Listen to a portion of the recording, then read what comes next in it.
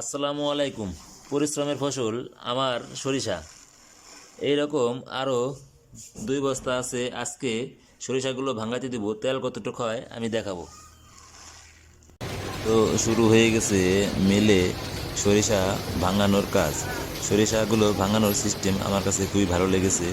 দেখেন, এক পাশ দিয়ে খোলও আসছে।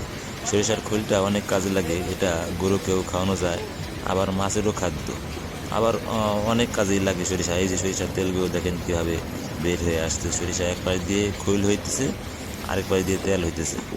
যাই হোক, আমি দেখাইলাম আপনাদের এই সিস্টেমটা।